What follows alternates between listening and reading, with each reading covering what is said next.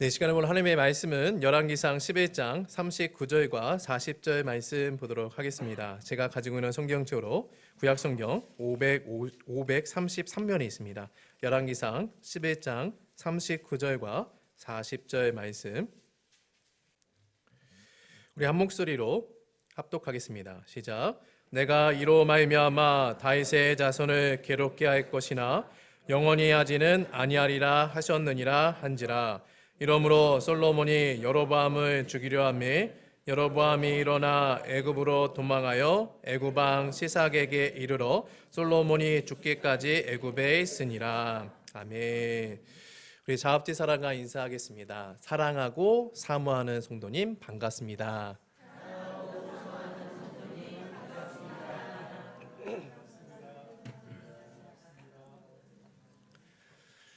네, 여러분들은 인생의 대적자가 있습니까?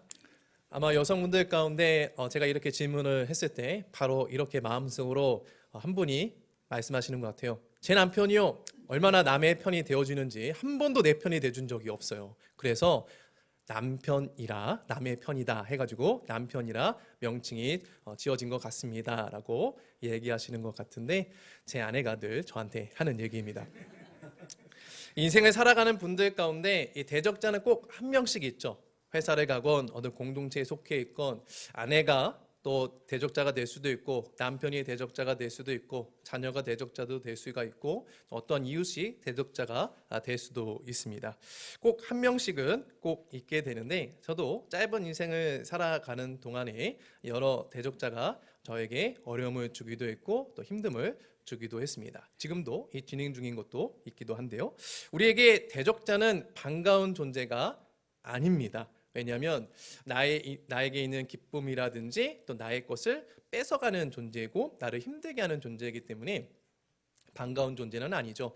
그럼 왜 우리 인생에 이 대적자가 왜 생기는 것일까? 라는 질문을 던질 수가 있죠. 제가 한번 개인적으로 한 4가지를 한번 생각해 봤습니다. 첫 번째는 시기와 질투로 대적자가 생긴다라고 생각이 되어집니다.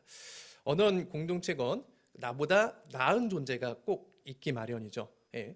내가 가지지 못한 어떤 능력이라든지 외모라든지 가정 배경이라든지 학력을 가지고 있는 존재가 있을 때, 근데 그 존재가 나보다 사람들에게 더 사랑을 받고 또 인정을 받게 될 때 나도 모르게 시기와 질투의 마음이 생기면서 저 사람을 미워하는 마음이 생기게 되고 또 의도적으로 대적이 되는 그런 경우가 생기게 됩니다. 성경에 보면 창세기에 요셉의 형들이 그의 아버지 야곱이 요셉을 편애하는 것으로 인하여서 요셉의 대적자가 되는 장면으로 이야기로 성경이 소개를 해주고 있죠.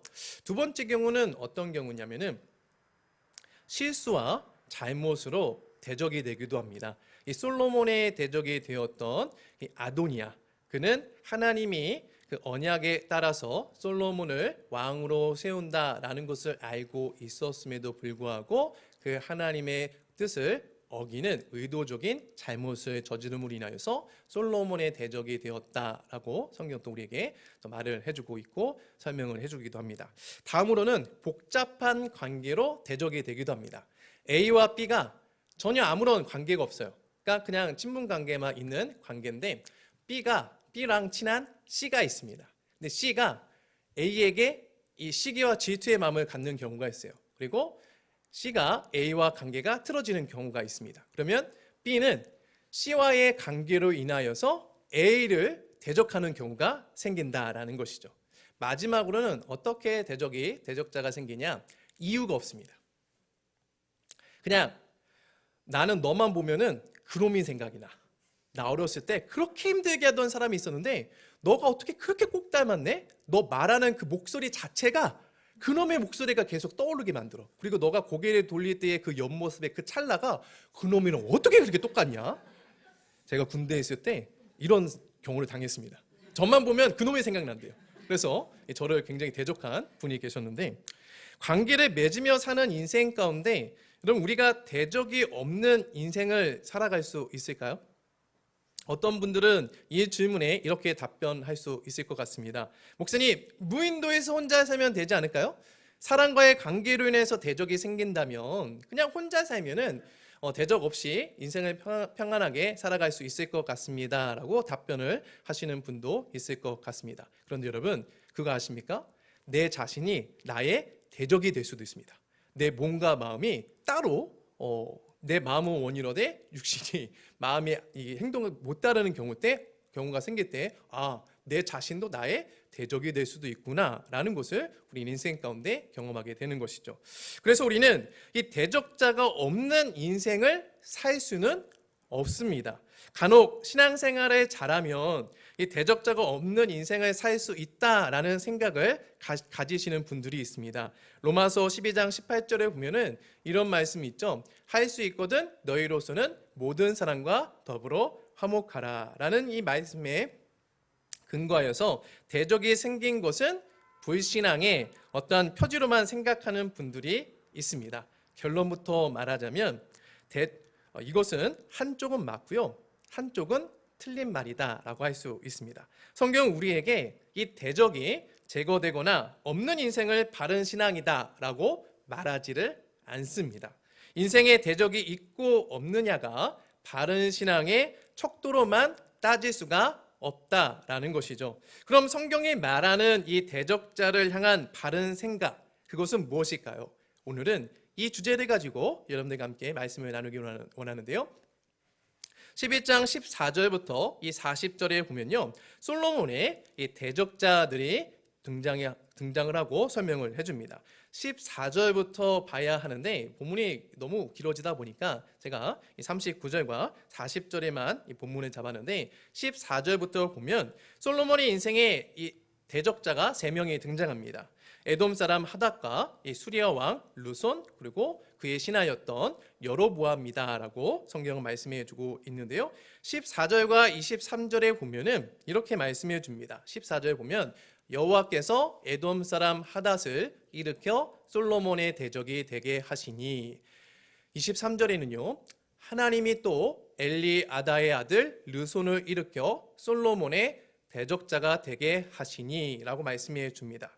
일단 정리를 하면요, 이 솔로몬의 대적은 누가 일으키셨습니까? 여호와 하나님께서 일으키셨다라고 성경은 우리에게 말씀해 줍니다.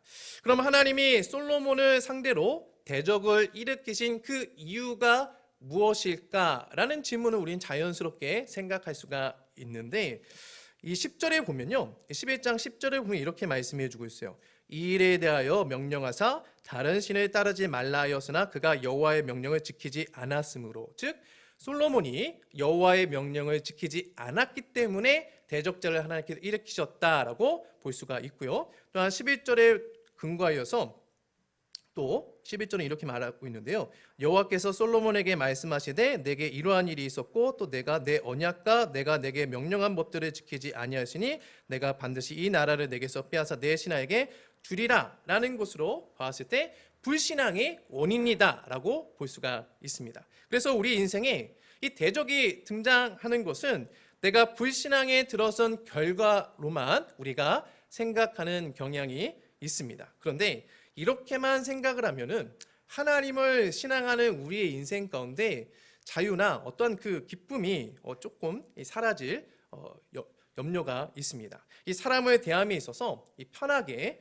대하기보다 늘 조심스럽죠. 왜냐하면 대적자가 생긴 것은 할 수만 있으면 모든 사람과 더불어 화목하라 했는데 내가 화목하지 못한 죄 때문에 이 대적자가 생긴 것이다 라고 우리는 대번에 생각하게 된다라는 것이죠. 그리고 대적을 우리는 꼭 인격체로만은 생각하지 않습니다. 때론 가정의 문제와 또 질병도 대적으로 생각하기도 하는데, 그렇게 되면 내가 하나님을 바르게 신앙하지 못한 결과로 그런 대적들이 생긴 것이기 때문에 신앙생활에 자유와 기쁨이 없고 문제만 생기면 내 스스로 어떻게 생각하느냐, 내 죄 때문에 그래 라고 우리가 스스로 생각한다라는 것이죠. 그러면서 업보야 라면서 자책을 하죠. 여러분, 업보는 불교 용어죠. 그리스도 예수 안에서 결코 정죄함이 없다라고 하는데, 우리는 그런 나쁜 일들이 생길 때마다 하나님께서 나를 치셨어, 이건 내 죄의 결과야 라면서 나를 그곳에 가두는 경향이 있습니다. 우리가 잘 아는 한번 다윗을 생각해 봤으면 좋겠습니다. 여러분, 다윗의 인생에 가장 큰 대적자가 한 명 있었습니다. 그가 누구일까요? 사울이죠. 예, 다윗의 대적자는 사울이었습니다. 예, 그런데 다윗이 사울에게 쫓김을 당할 때 여러분, 다윗이 하나님께 어떤 큰 제약을 저질러서 하나님이 사울을 그의 인생의 대적자로 세워주셨을까요? 그렇지 않습니다.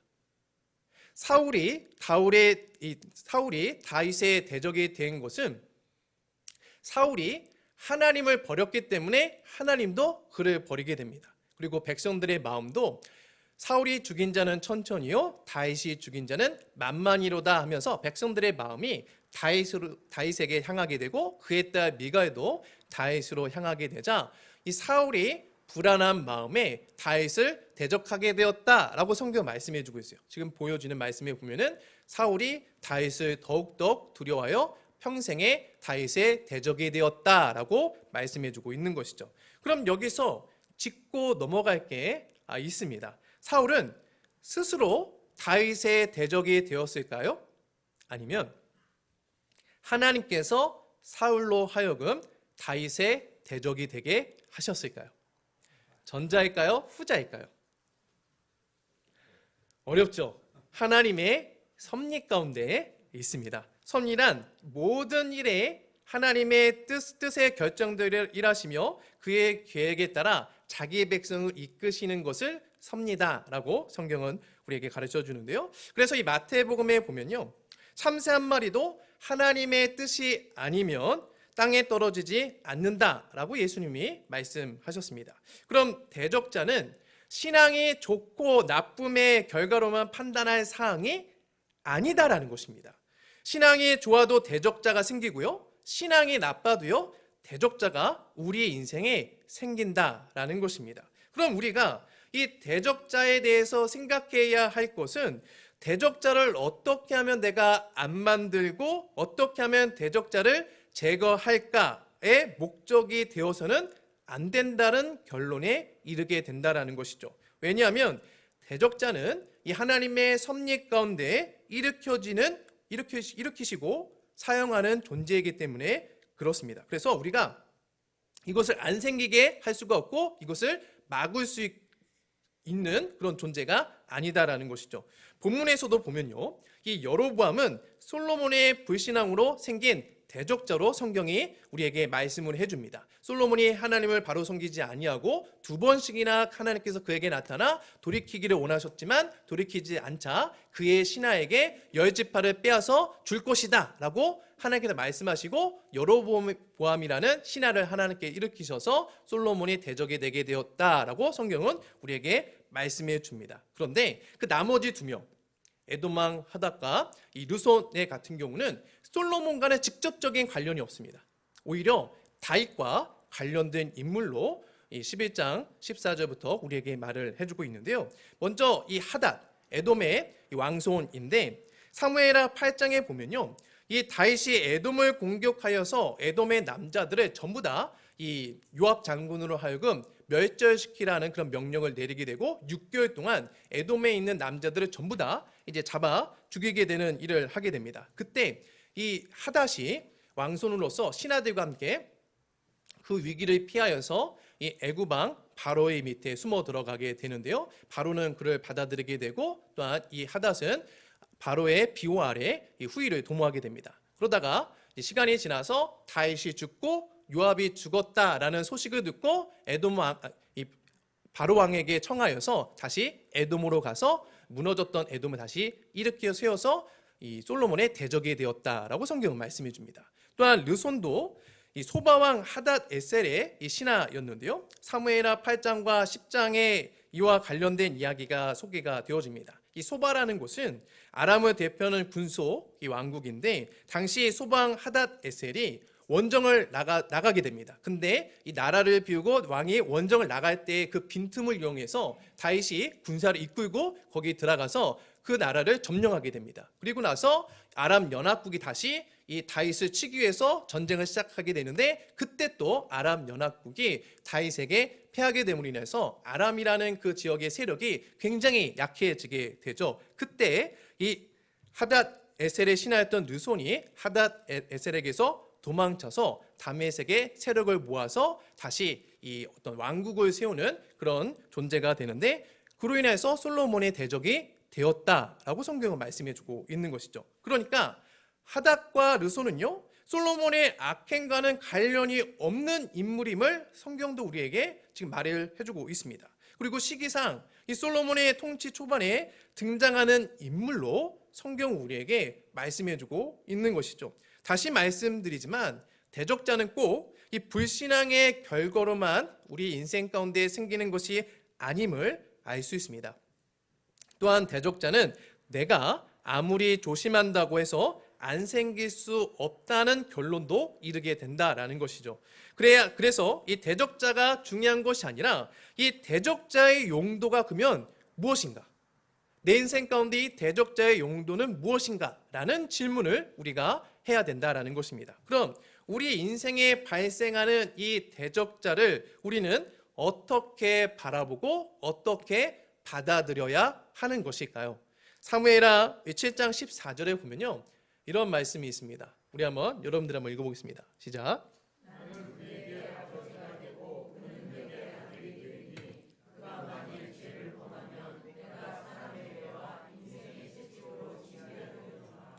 자, 여러분들이 이 말씀을 봤을 때 제가 색깔만 표시하지 않았다면 여러분들의 눈에 가장 먼저 들어오는 단어들이 죄, 매, 채찍, 징계 이런 단어들이 아마 눈에 들어올 것이라 생각이 되었습니다.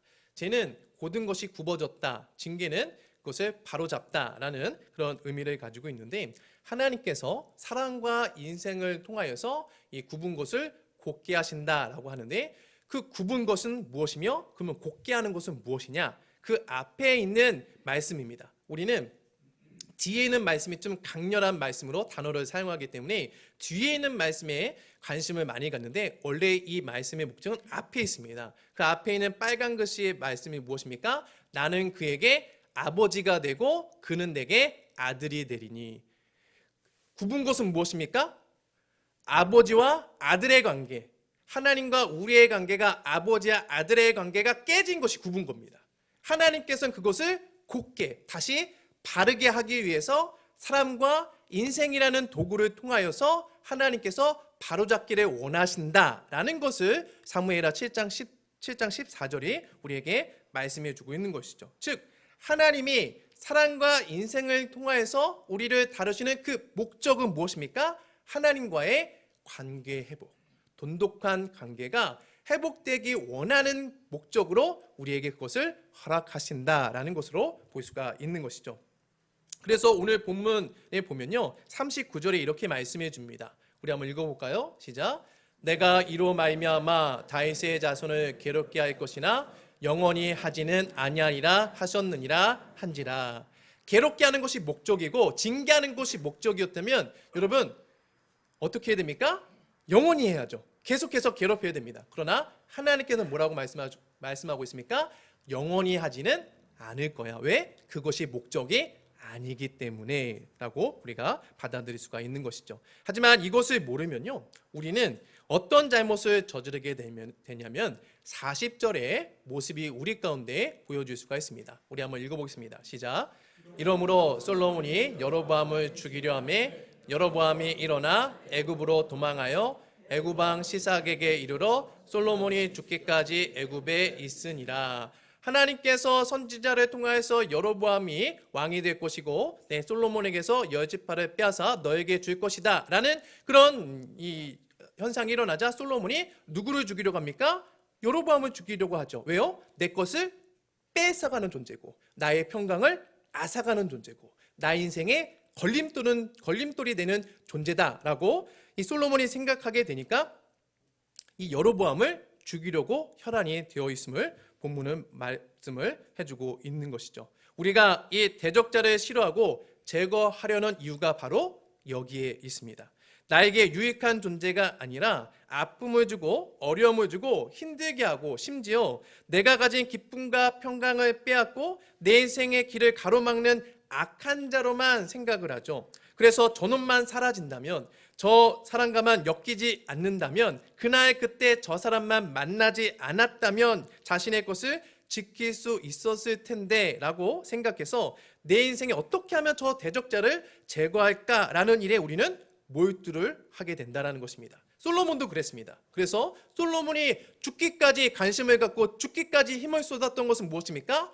여로보암을 죽이려는 것이었습니다. 그러나 솔로몬은 여로보암을 죽일 수 있었을까요? 죽일 수가 없었습니다. 오히려 솔로몬이 먼저 죽게 되죠. 다윗과 사울의 관계에서도 우리는 이것을 볼 수 있습니다. 사울이 다윗을 대적자라 생각하고 다윗을 평생 동안 그를 쫓아다니면서 그를 죽이려 했지만 결국에 누가 먼저 죽습니까? 사울이 먼저 죽었음을 성경은 말씀해 주고 있습니다. 솔로몬과 여로보암의 관계, 다윗과 사울의 관계에서 보여주는 것은 무엇입니까? 우리의 인생 가운데 등장하는 대적자를 우리는 죽일 수가 없고 제거할 수가 없다는 것이죠. 왜요? 그 대적자는 하나님께서 도구로, 당신과의 관계를 회복시키기 위한 도구로 세워준 존재이기 때문에 우리가 그 대적자를 제거하는 것을 하나님께서 허용하시지를 않습니다. 이러한 모습은 잠언 16장 우리 4절과 7절에 보면 이렇게 말씀해 주고 있습니다. 우리 한번 읽어볼까요? 시작. 여호와께서 온갖 것을 그 쓰임에 적당하게 지으셨나니 악인도 악한 날에 적당하게 하셨느니라. 사람의 행위가 여호와를 기쁘시게 하면 그 사람의 원수라도 그와 더불어 화목하게 하시느니라. 악인이라고 표현이 되어지는 대적자도 누가 지으셨습니까? 하나님이 지으셨다라고 말씀해 줍니다. 무엇을 위해서요? 하나님과의 관계를 돈독히 하기 위해서입니다. 전생에 무슨 죄를 지어서 저 사람을 만났나, 또는 인복도 없지 왜 나에게는 저 사람만 꼬일까로 내 인생을 비하하고 대적자를 통해 나를 외롭고 힘들게 만들기 위해서 하나님께서 악인을 우리의 인생 가운데 보내주시고 허락하신 것이 아닙니다. 주님과의 관계가 좋은 사람은 더 깊은 관계로 이끌어 가기 위해 허락하신 것이고, 주님과의 관계가 소원해진 사람은 하나님과의 관계가 더 돈독하게 하기 위해서 하나님께서 우리에게 악인이라 대표되어지는 대적자를 허락하여 주셨다라는 것입니다. 대적자의 목적은요, 결국 우리들의 심령이, 우리들의 그 마음이, 우리들의 시선이 하나님께로만 향할 수 있도록, 하나님만이 나의 의자의 대상이고 하나님만이 나를 이 고난의 현장 가운데 구원하실 수 있는 유일한 구원자 되시구나 라는 그런 인생의 결론을 믿음으로 취할 수 있게 하기 위해서 하나님께서 우리의 인생 가운데 대적자를 허락하신다라는 것입니다. 대적자 사울을 통해서 이 하나님의 마음, 이 하나님의 목적을 깨달은 다윗은요, 시편 18편 2절과 48절에 보면요, 그는 이렇게 고백을 합니다. 우리 한번 여러분들 읽어보겠습니다. 시작. 여호와는 나의 반석이시오, 나의 요새시오, 나를 건지시는 이시오, 나의 하나님이시오. 내가 그 안에 피할 나의 바위시오, 나의 방패시오, 나의 구원의 뿌리시오, 나의 산성이시로다. 주께서 나를 내 원수들에게서 구조하시니 주께서 나를 대적하는 자들에 의해 나를 높이 드시고 나를 포악한 자에게서 건지시나이다. 다윗이 사울에게서 쫓길 때 고백한 이 시이고 지은 시인데요, 여기서 보면은 여호와를 향하여서, 하나님을 향하여서 다양하게 그는 고백을 합니다. 이 다양하게 고백하는 이 내용의 핵심은 무엇이냐? 그분만이 나의 인생의 구원자 되어 주신다. 나의 힘과 나의 어떤 주변의 강한 용사들이 나를 지켜주고 나를 보호해주고 나를 지켜주는 것이 아니라 하나님만이 나의 반석이시고 하나님만이 나의 요새시고 나의 바위시고 방패시고 구원의 뿔 되심을 다윗은 고백하게 되었다라는 것이죠. 누구를 통해서요? 사울을 통해서. 대적자 사울을 통해서 하나님이 베풀어 주고자 하시는 그 구원의 의미가 무엇인지, 예전에는 그것이 희미하게 보였지만 그 대적자를 통해서 하나님께서 정말 구원자 되어 주시는구나 라는 것이 그의 인생 가운데 더욱더 선명해졌음을 이 시에서, 이 시편에서 그는 고백하고 있다라는 것입니다. 성도가 이 땅에서 맞닥뜨리는 대적자는요, 걸림돌이 아니라 주님께 나아가는 징검다리입니다. 결국 내가 의지해야 할 대상은 오직 한 분 되시는 주님밖에 없으므로 결론되게 하심이 하나님이 대적자를 우리의 인생에 허락하여 주시는 목적인 것입니다. 솔로몬을 통해서도요, 주님은 우리에게 이것을 보여주십니다. 하나님께서 솔로몬에게 10지파를 찢어서 여로보암에게 주신다라고 하시면서 이 솔로몬에게 한 지파만을 남겨주십니다. 우리 36절 말씀인데요, 한번 읽어보겠습니다. 시작. 그의 아들에게는 내가 한 지파를 주어서 내가 거기에 내 이름을 두고자 하여 택한 성읍 예루살렘에서 내 종 다윗이 항상 내 앞에 등불을 가지고 있게 하리라.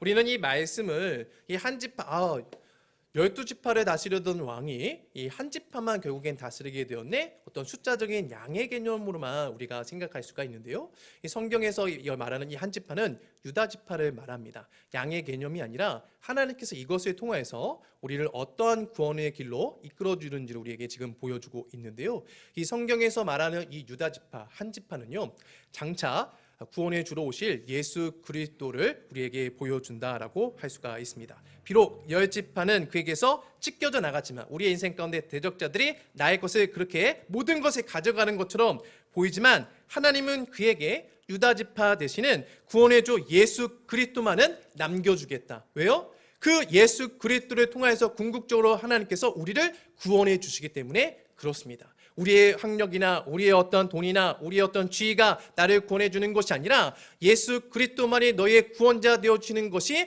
너의 인생 가운데 이 땅을 살아감에 있어서 너가 결론되어지고 내 나라에 들어와야 되는 거야 라는 것을 보여주기 위해서 이 한 지파를 솔로몬에게 남겨주셨다는 것을 우리에게 말씀해 주고 있는 것이죠.